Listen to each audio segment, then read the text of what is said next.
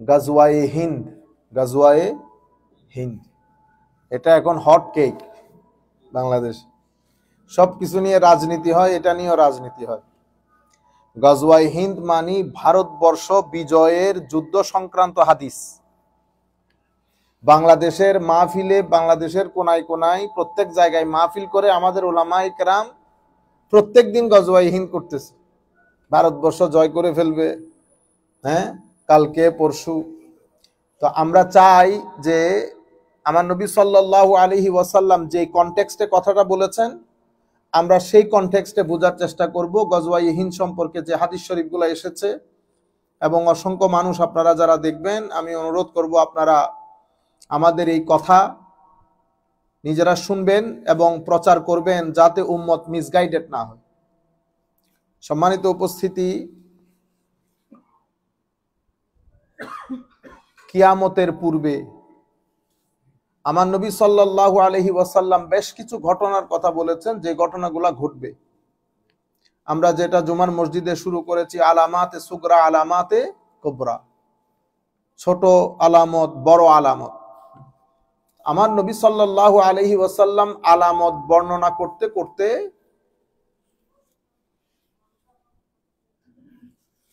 ভারতবর্ষ বিজয়ের কথাও বলেছেন। তবে এটা আজকেও না, এটা কালকেও না, এটা সময় যখন আসবে তখন হবে। তখন পৃথিবীর পট পরিবর্তন আমাদেরকে জানান দিয়ে দেবে যে এই গাজওয়ায়ে হিন্দ হওয়ার পথে, এবং এই ঘটনাগুলা ঘটবে পূর্বে কিয়ামত, একেবারে কিয়ামতের আগে আগে, যখন হযরত ইমাম মাহদী আলাইহিস সালাম তশরিফ আনবেন, হযরতে ঈসা আলাইহিস সালাম তশরিফ আনবেন, বিশেষ করে হযরত ইমাম মাহদী আলাইহিস সালামের নেতৃত্বে। সেটা আগামী এক হাদিসে পাকের মধ্যে আমি বিস্তারিত আলাপ করেছি, আমি চাচ্ছি না এই জিনিসগুলো আবার রিপিট করি। আমরা ইমাম মাহদী আলাইহিস সালামের আগমন এই বিষয় সম্পর্কে বিস্তারিত আলাপ করেছি 2 পর্বে আপনাদের সিলেটেই। প্রায় আমাদের 3-4 ঘন্টার খিতাব আছে। এক খণ্ড বোধহয় সিলেটের হবিগঞ্জে করেছি, আর এক খণ্ড কুমিল্লা বরুড়া কামিল মাদ্রাসার মাঠে ওদের মাদ্রাসার সভা উপলক্ষে করেছিলাম। তো সেখানে আমার নবী সাল্লাল্লাহু আলাইহি ওয়াসাল্লাম এই সংক্রান্ত যে কথাগুলা বলেছেন, সেটা আস্তে আস্তে এখনো অনেক দেরি। সেটা 300 বছরও হইতে পারে, 500 বছরও হইতে পারে, 700-800 বছরও হইতে পারে। সিচুয়েশন তো এখনো পরিবর্তনই হয় নাই।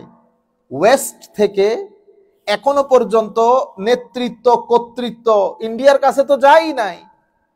এখানে তো পট পরিবর্তন হবে। চীনের মধ্যে এখন চাইনা ফাইট করতেছে, ইন্ডিয়া ফাইট করতেছে to come on to the stage.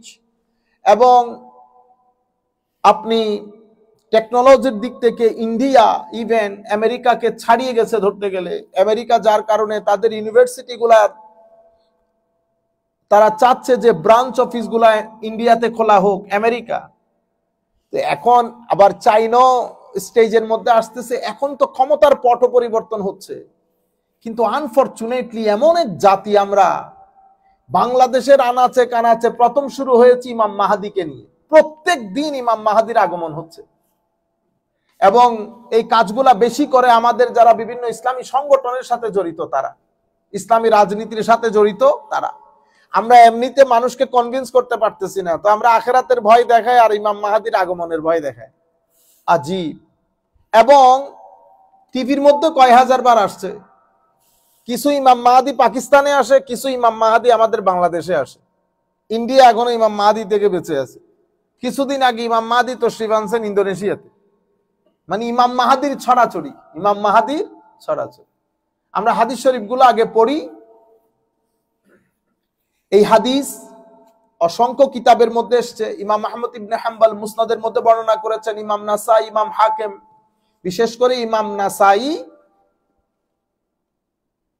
নাসাই শরীফের মধ্যে বলছেন, আন আবি হুরাইরা রাদিয়াল্লাহু তাআলা আনহু, হযরত আবু হুরাইরা থেকে বর্ণিত, ক্বালা ওয়া আদানা রাসূলুল্লাহ সাল্লাল্লাহু আলাইহি ওয়াসাল্লামা গাজওয়াতাল হিন্দ, ওয়া আদানা রাসূলুল্লাহ সাল্লাল্লাহু আলাইহি ওয়াসাল্লামা গাজওয়াতাল হিন্দ, ফাইন আদরাকতুহা উনফিকু ফিহা নাফসি ওয়া মালি, ওয়া ইন কুতিলতু কুনতু আফদালাশ শুহাদা, ওয়া ইর রাজাতু ফাআনা আবু হুরাইরা আল মুহাররার।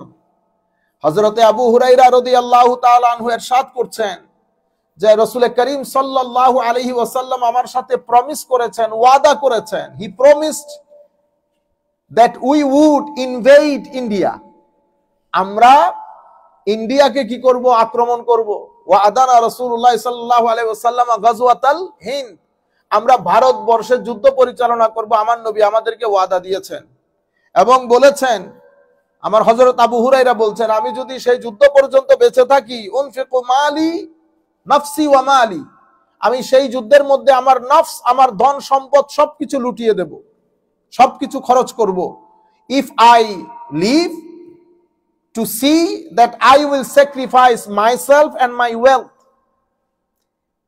Wa in qutiltu kuntu afdala shuhada, if I am killed I will be one of the best of martyrs, আমি যদি ওই যুদ্ধে শাহাদাত বরণ করি তো আমি সবচেয়ে উত্তম শহীদ হব। ওয়া ইন কুতিলতু কুনতু আফদালা শুহাদা ওয়া ইন রাজাতু ফাআনা আবু হুরায়রা আল মুহাররার, যদি আমি ওই যুদ্ধ থেকে গাজী হয়ে জীবন্ত ফেরত আসতে পারি তো আমি আবু হুরায়রা আল মুহাররার, মানে আল্লাহ রাব্বুল আলামিন আমাকে জাহান্নাম থেকে মুক্তি দিয়ে দেবেন, জাহান্নাম থেকে মুক্তি দিয়ে দেবেন। এটা এক হাদিস।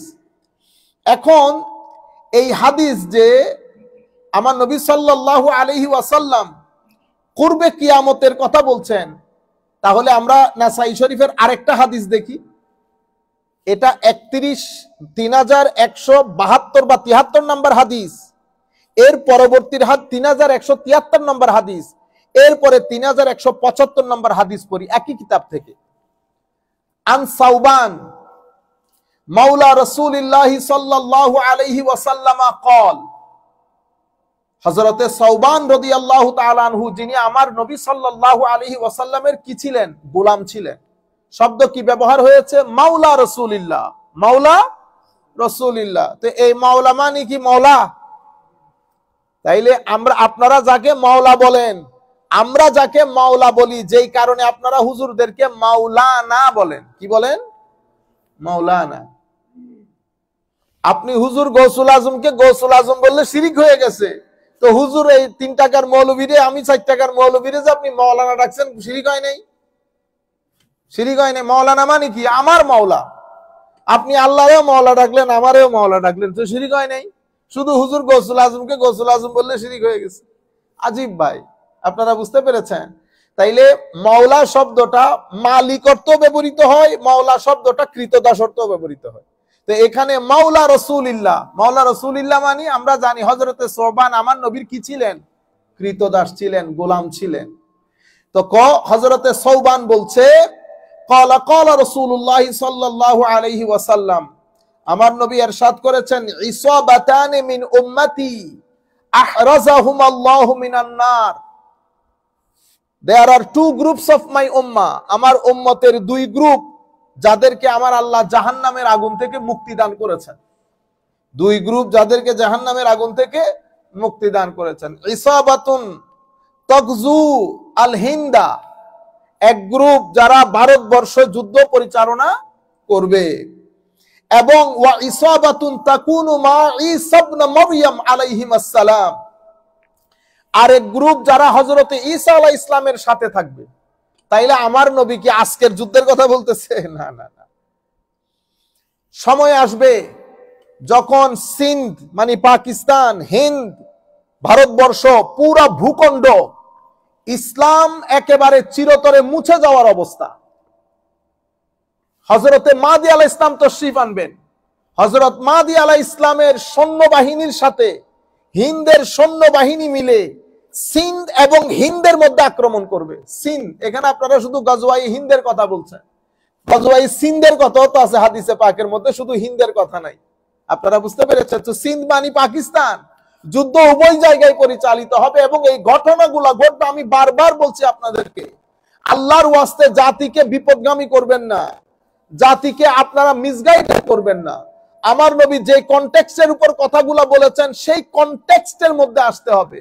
আপনারা ছেলেগুলাকে উস্কে দেবেন, ছেলেগুলা ডান বাম সামনে পেছন না বুঝে পাগলের মতো পাগলামি করে। আল্লাহ রাব্বুল আলামিন আমাদেরকে হেদায়েত দান করুক। তো আমার নবী বলছেন, ইসাবাতুন তাকজুল হিন্দা ওয়া ইসাবাতুন তাকুনু মা ঈসা ইবনে মারইয়াম আলাইহিস সালাম। তো দুই গ্রুপকে আল্লাহ জাহান্নামের আগুন থেকে মুক্তি দান করবেন। এক গ্রুপ যারা হিন্দে যুদ্ধ পরিচালনা করবে ভারতবর্ষে, আরেক গ্রুপ যারা হযরত ঈসা ইবনে মারইয়াম আলাইহিস সালামের সাথে ওখানে গিয়ে যুক্ত হবে। তাইলে আমরা হাদিসগুলা দিয়ে, কারণ হাদিসগুলো এনেছো কিয়ামতের আলামতের অধ্যায়ে, কিয়ামতের আলামত অধ্যায়ে। তাইলে এগুলা কিয়ামতের মানে কিয়ামতের সন্নিকট যখন হবে তখন এই ঘটনাটা ঘটবে। এটা এই শতাব্দীতেও না, আগামী শতাব্দীতেও না, কারণ এটা মাহল তৈরি হবে। এখন মুসলমানদের কোনো আশা ভরসা আছে? আসে না। এটা হঠাৎ করে মুজিজা হবে না, হঠাৎ করে মুজিজা হবে না। পরিস্থিতি তৈরি হবে, ইমাম মাহদী তশরিফ আনবেন, উনি সৈন্যবাহিনী তৈরি করবেন, অতঃপর যুদ্ধ পরিচালনা হবে, অতঃপর সবকিছু আবার মুসলমানদের কর্তলগত হবে। এটা আমার নবী সাল্লাল্লাহু আলাইহি ওয়াসাল্লাম কিয়ামতের পূর্বের বর্ণনা দিচ্ছেন। আরো আরেকটা দুই একটা হাদিস শরীফ আমরা শুনি।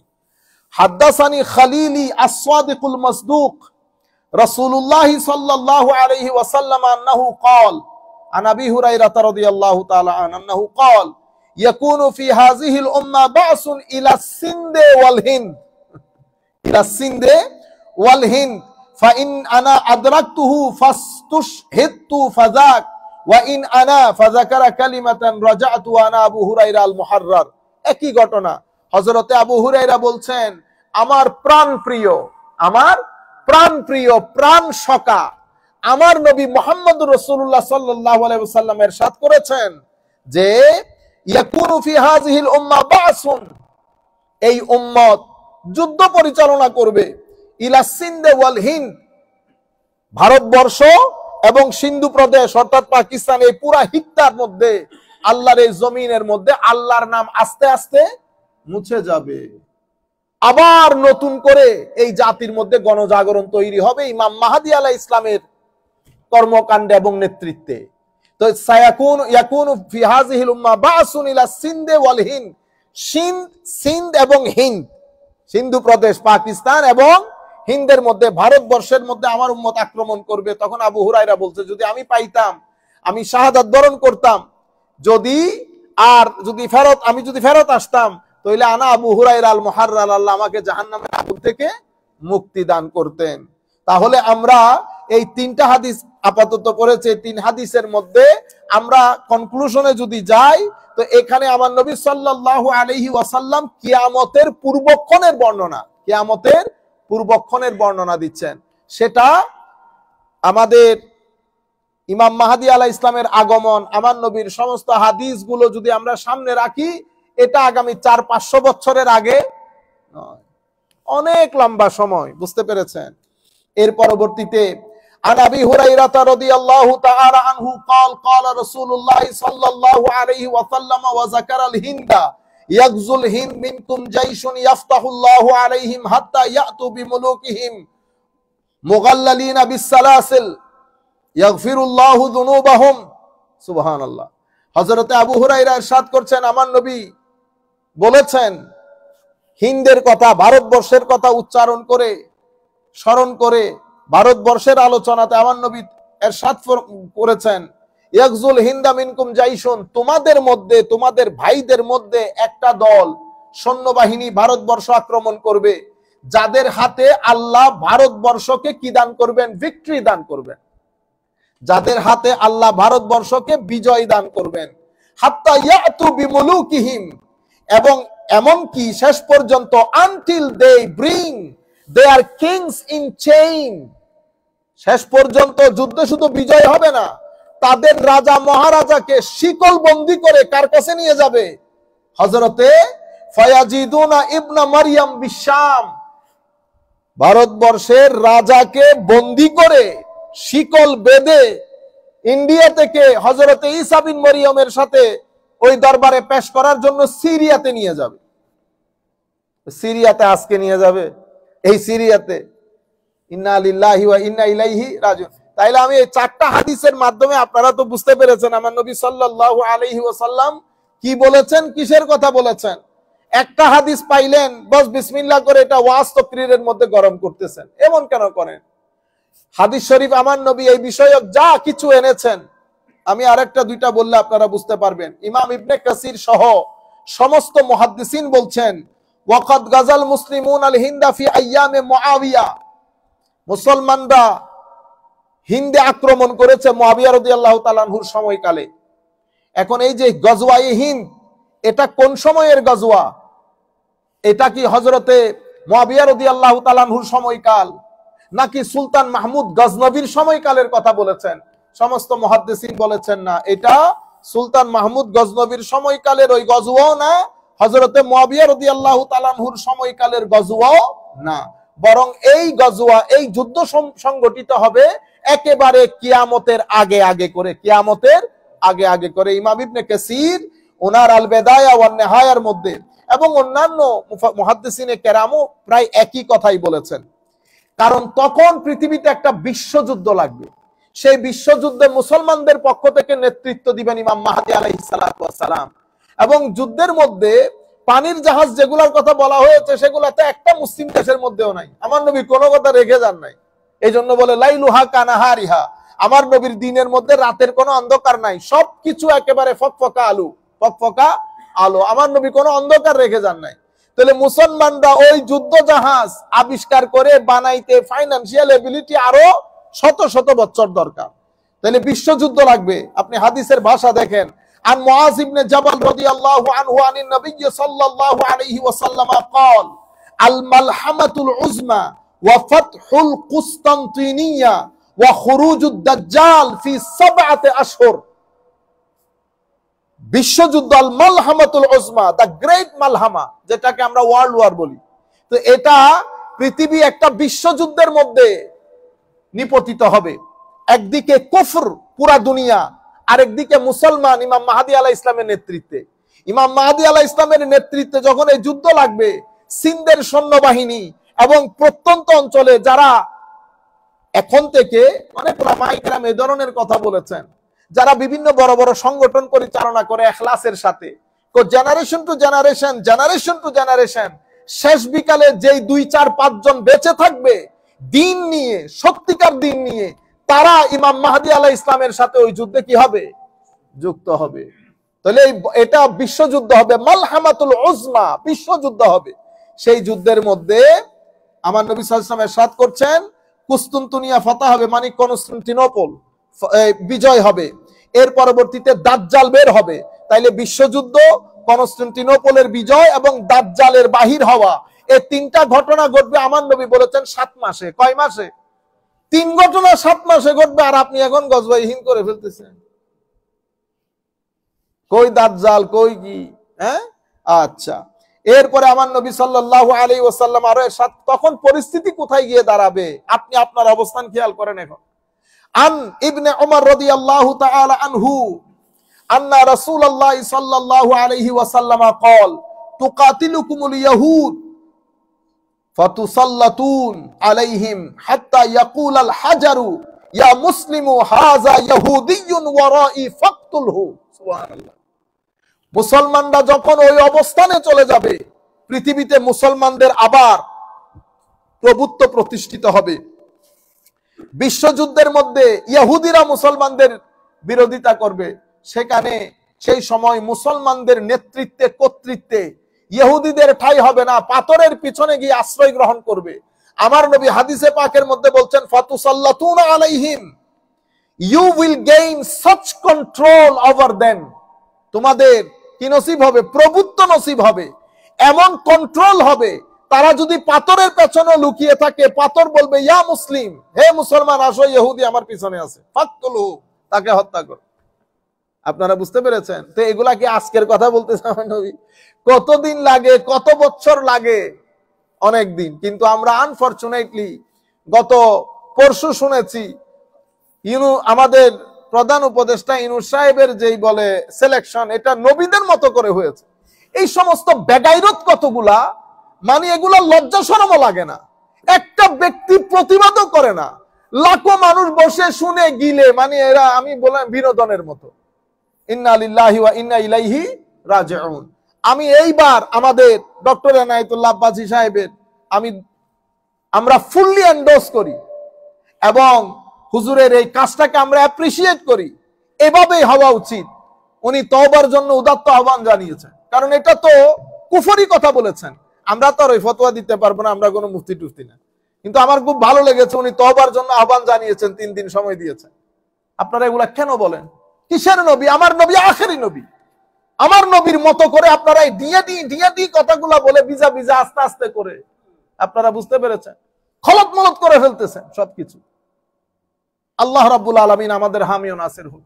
মনে রাখবেন, সমস্ত উগ্রতা, সেটা সেকুলার উগ্রতা হোক অথবা ধর্মীয় উগ্রতা হোক, কোন উগ্রতা কোন জাতির জন্য মঙ্গল বয়ে আনে না। যারা যেখান থেকে বসে শুনছেন, আমি বিনয়ের সাথে অনুরোধ করব আপনাদেরকে, আপনারা আমার মনে হয় উগ্রতাটা বুঝতে পারতেছেন না। উগ্রতা আমাদের সমাজের জন্য সেভাবে ধ্বংসের, যেভাবে শরীরের জন্য ক্যান্সার ধ্বংসের। আপনারা এখন সেটা বুঝতে পারতেছেন না, 3 দিন পরে বুঝতে পারবেন। সুতরাং অনুরোধ করব, কোন উগ্রতা যেন আমাদের রাষ্ট্রে বা পৃথিবীর কোন জায়গায় জায়গা না পায়। আমার নবী সাল্লাল্লাহু আলাইহি ওয়াসাল্লাম এই উগ্রতাটাকে রুখে দেওয়ার জন্য হাদিসে পাকের মধ্যে বলেছে, আমি যদি এই খারেজি সম্প্রদায়কে পেতাম, আমি সামুদ গোত্রের মতো হত্যা করে পৃথিবী থেকে বিনাশ করে দিতাম। কি পরিমাণ আমার নবী হ্যাজার্ড ফিল করেছেন এদের জন্য। এই সমস্ত এই উগ্রবাদী যাদেরকে ধর্মের মধ্যে খারেজি বলে, ইনাদের নাম কি ছিল জানেন? আমি আপনাদের দৃষ্টি আকর্ষণ করি, ইনারা নিজেদেরকে বলতেন আসহাবুত তাওহীদ ওয়াল ইতিদাল। আপনি না, আমি বলতেছি খারেজি, ইমাম বুখারী বলতেছে খারেজি, ইসলাম বলতেছে খারেজি, কিন্তু তারা নিজেদের নাম দিত আসহাবুত তাওহীদ ওয়াল ইতিদাল। এরা হচ্ছে তৌহিদপন্থী মডারেট মুসলিম। খারেজিরা সারা, এটা আমি আজকের কথা বলতেছি না, আমার নবীর জামানার কথা বলতেছি। তাইলে নিজের নাম দিয়েছে আসহাবুত তাওহীদ ওয়াল ইতিদাল, কিন্তু ইসলামিক হিস্ট্রি বলতেছে এরা খারেজি। কারণ দিন থেকে কি হয়ে গেছে? খুরুজ হয়ে গেছে। তিলাওয়াতে কোরআনও ছিল, নামাজ দোয়া ছিল, তাসবিহ তাহলিলও ছিল, সব ছিল, কিন্তু দিন থেকে খুরুজ হয়ে গেছে। সুতরাং রাষ্ট্রের মধ্যে, কোন রাষ্ট্রে, কোন ঘরে, কোন ছেলে মেয়ে আমরা যেন উগ্রতার দিকে চলে না যাই। এক আজীব, রক্তের প্রয়োজন হলে রক্ত দিয়ে দেব, রক্ত দিতে কেউ বলে না। ফজরের নামাজ আইসা জামাতে পড়েন, আগে ফজরের নামাজ জামাতে পড়েন, দেখি পারেন কিনা, দেখি 1 সপ্তাহ মিথ্যা না বলে পারেন কিনা, দেখি ধৈর্য ধারণ করতে পারেন কিনা, দেখি নিজের টাকা পয়সা থেকে পরিবার পরিজন আত্মীয় স্বজনকে সহযোগিতা করতে পারেন কিনা, দেখি মানুষের সাথে সৎ কথা বলতে পারেন কিনা, দেখি আমানত রক্ষা করতে পারেন কিনা। আমানতের খেয়ানত, অভদ্র আচরণ, অহংকার, হিংসা, মানুষকে সহযোগিতা, রক্ত লাগলে রক্ত দেব, হুসাইনি সৈনিকরা রাস্তায় আছে। হুসাইনি সৈনিক? ও আপনি ইমাম হুসাইনকে চিনেন রাদিয়াল্লাহু তাআলা আনহু। এগুলা হচ্ছে আমরা আপনাদেরকে বলে বলে কি করি, একটু উস্কাই দেই, দিয়ে আমি বাসার মধ্যে গিয়ে চিকেন ফ্রাই খাইয়া শুয়ে পড়ি। আপনারা বুঝতে পেরেছেন? যাই হোক, আমি যেটা চাচ্ছিলাম, গজওয়ায়ে হিন্দ সম্পর্কে আমার নবী যে কথাগুলা বলেছেন, সেটার একটা কনটেক্সচুয়াল পিকচার সহ আপনাদেরকে 4-5টা হাদিস ঘুরে ফিরে যেগুলোর মধ্যে গজওয়ায়ে হিন্দের কথা এসেছে, আমি সেই কথাগুলো আপনাদের সম্মুখে তুলে ধরলাম। নাসাই শরীফের মধ্যে, তিরমিজি শরীফের মধ্যে, ইমাম আহমদ ইবনে হাম্বল উনার মুসনাদের মধ্যে, ইমাম হাকিম মুস্তাদরাকের মধ্যে যেভাবে যেভাবে বলেছেন, আমি আপনাদের সম্মুখে এবং আরো আমাদের জাতির সম্মুখে কথাগুলো তুলে ধরলাম। আশা করব আপনারা এটা মানুষের মধ্যে প্রচার করবেন, মানুষকে সচেতন করবেন, কেউ যেন কাউকে এই সমস্ত কথাবার্তা বলে ধোঁকা দিতে না পারে। এবং সেই কারণে আমি আপনাদেরকে গ্রেট ওয়ার্ল্ড অর্ডার সম্পর্কে এই যে হাদিসটা বলেছে, এটা তিরমিজি শরীফের 2238 নম্বর হাদিস, যে হাদিসের মধ্যে আমার নবী বিশ্বযুদ্ধের কথা বলেছেন, কনস্টান্টিনোপল বিজয়ের কথা বলেছেন, দাজ্জাল বের হবে এই কথা আমার নবী সাল্লাল্লাহু আলাইহি ওয়াসাল্লাম বলেছেন, এবং পরিস্থিতি এমন হবে, শেষ পর্যন্ত আমার নবী বলছেন, ফাআন হুযাইফা ইবনে উসাইদ আল গফারি রাদিয়াল্লাহু আনহু আন্নাহু ক্বাল ইত্তালা রাসূলুল্লাহ সাল্লাল্লাহু আলাইহি ওয়াসাল্লাম আলাইনা নাহনু নাতাযাকারু ফাকালা মা তাযকুরুন কুলনা নাযকুরু আস-সাআ ক্বালা ইন্নাহা লান তাকুমা হাত্তা তারাউ ক্বাবলাহা 10 আয়াত। আমার নবী আমাদের কাছে এসেছে, আমরা কিয়ামত সম্পর্কে আলাপ করছিলাম। আমার নবী জিজ্ঞেস করতেছেন, তোমরা কিসের কথাবার্তা বলতেছো? কই ইয়া রাসূলুল্লাহ, আমরা কিয়ামত সম্পর্কে কথা বলতেছি। তখন আমার নবী বলতেছেন, কিয়ামত সংগঠিত হবে না যতক্ষণ পর্যন্ত তোমরা 10টা আলামত না দেখো। কয়টা আলামত? 10টা। এগুলাকে বলা হয় কিয়ামতের আলামাতে কুবরা।